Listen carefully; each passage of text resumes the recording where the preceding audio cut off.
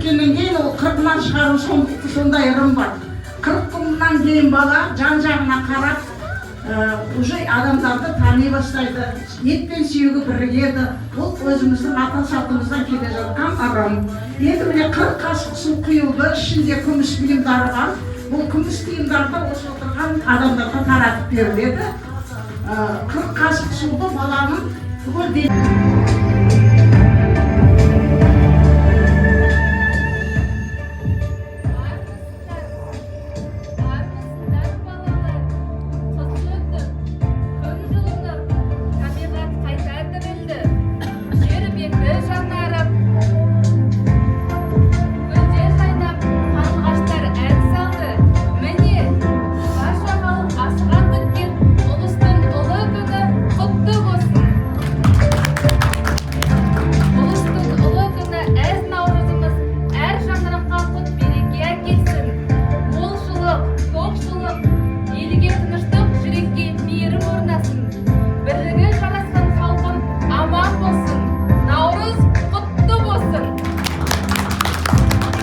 Hürriyetli Cerana.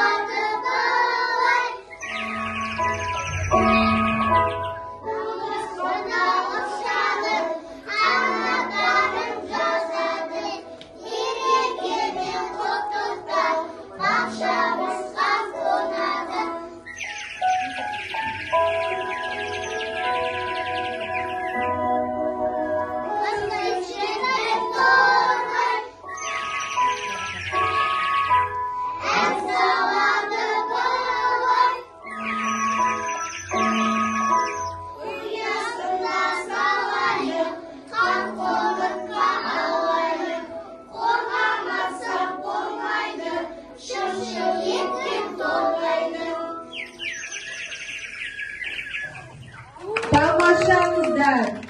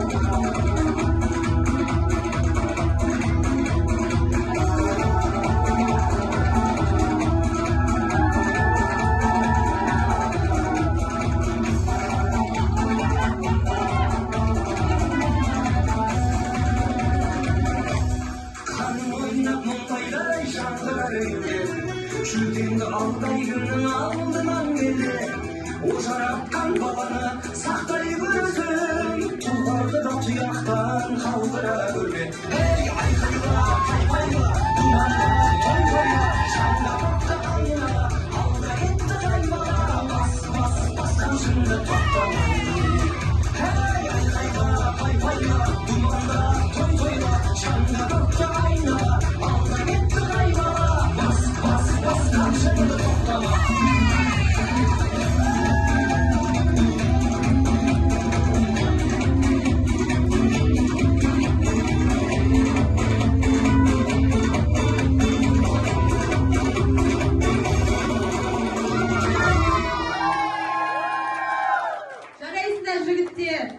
Әжелер өте көп, солардың бірі баланы қырқынан шығару. Бала 40 күн, бала дүниеге келгеннен кейін 40 күн бойы бесікте жатады.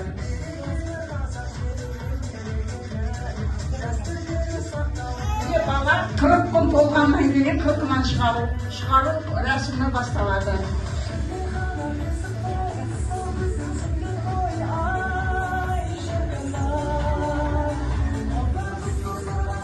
Бала бесікте жатады. Туылғаннан кейін 40 күн бойы осы бесікте жатады.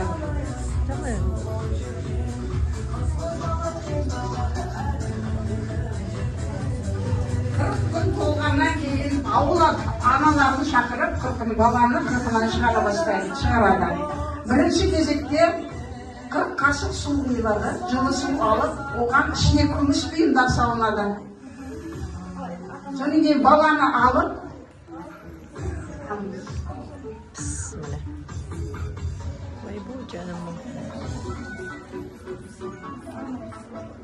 қасық су құяды. Ырындарын айтып, 40 қасық су құясыздар.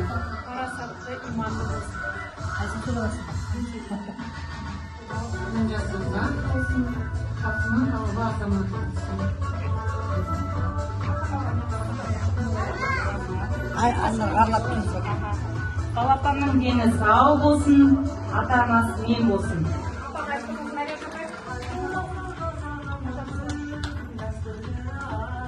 ен азамат болсын, бақытты болсын.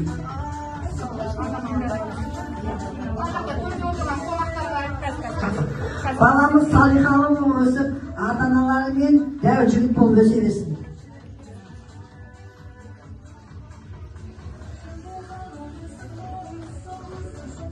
Akıllı bol olsun. Hareketli olsun. Deniz sağ olsun. Üzgün azamat olsun. Koluna koyuksaydı bir azamat olsun. Mühimli önüne. Elimde olsun.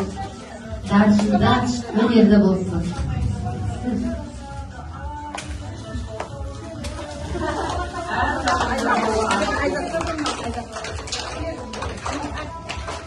Muhammad деген атына сай болсын.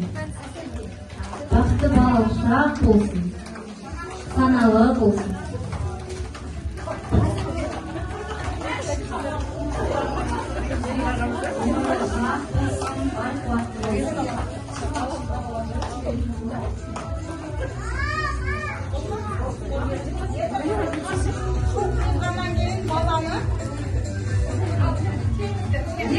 Баланың ет пен терісі біріккеннен кейін ол қырқынан шығатын сондай ырым бар. 40 күннен кейін бала жан-жағына қарап, уже адамдарды тани бастайды. Ет пен сүйегі бірігеді. Бұл өзіміздің ата салтымызда келе жатқан ырым. Енді міне 40 қасық су құйылды, ішінде күміс бұйымдары бар. Бұл күміс бұйымдарды осы отырған адамдарға таратып беріледі. 40 қасық суды баланың тұғыр денесіне құйып жуындырады. Оны міне мына апайы жасайды. Баланың жасайсыз. Жаға сал. Жасама жапсыз, жаға сал. Ақым жаға сал. Енді бір ырымы баланың шашын бір адам алады. Тырнағын бір адам алады. Балғын міне шашын алады. Ырымы. Қайта тырнағын алады.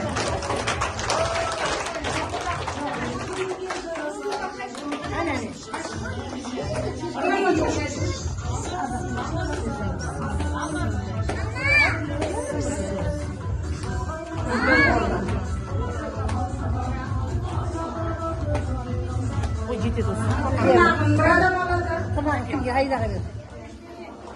Bir adam suға түсіреді.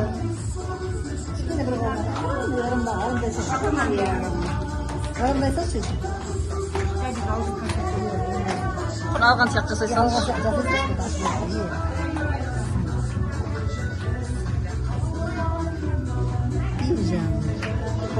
Суға 40 қасық суды тұғыр денесіне тергізіп шығады, ана ішіндегі тиімді таратып береді. Әрбіріне сондай алам. Содан кейін баланы жуындырып болғаннан кейін ит көйлегін сәби аңсап жүрген осы ауылда сондай аналарға ырымдап беріледі.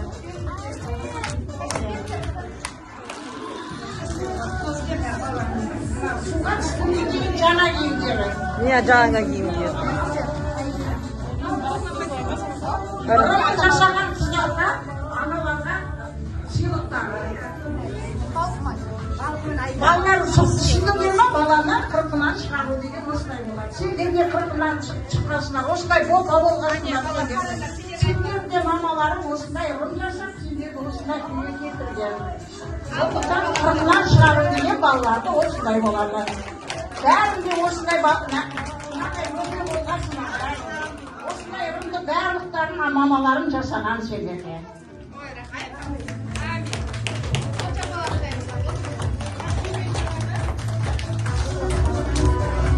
Балалар, келген қонақтарға өз өнеріміз көрсетеміз бе? Олай болса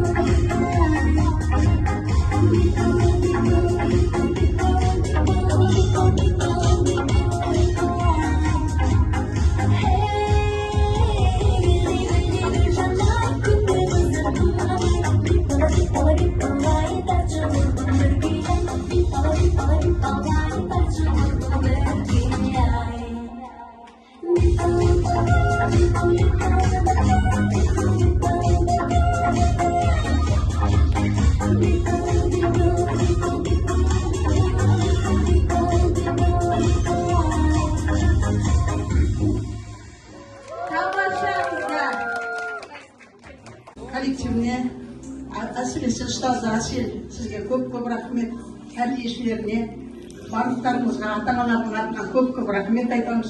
Осындай бүлдіршіндер балаларымызды осындай өнерге баулып, бар білгендеріңізді үйретіп жатсыздар. Еңбектеріңіз жана берсін, барлықтарына жақсылық тілейміз. Көп рахмет. Ата-аналар, отаны жұма, келіп жүргеннен ауылыңыз құтты болсын. Отанышымыз сіздерге көп рахмет. Әр отырник сайын осы көтерілкі көңіл күймен қайтамыз ылғи да. Бұл еңбектеріңіз сіздердің, жаңа берсін еңбектеріңіз. Наурыз барлықтарыңызға құтты болсын. Асима апай, Мәліш апай, сіздерге көп рахмет. Еңбектеріңіз жемісін көріңіздер.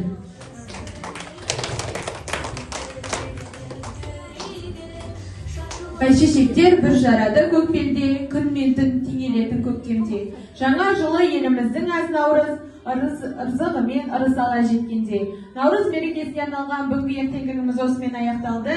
Келіп балаларымызға қолдау көрсеткендер үшін көп рахмет. Сіздерге зор денсаулық, отбасыларыңызға амандық, шаңырақтарыңызға бақыт тілейміз. Ұлы зол болсын, ақ мол болсын, келесі кездескенше қош сау болыңыздар.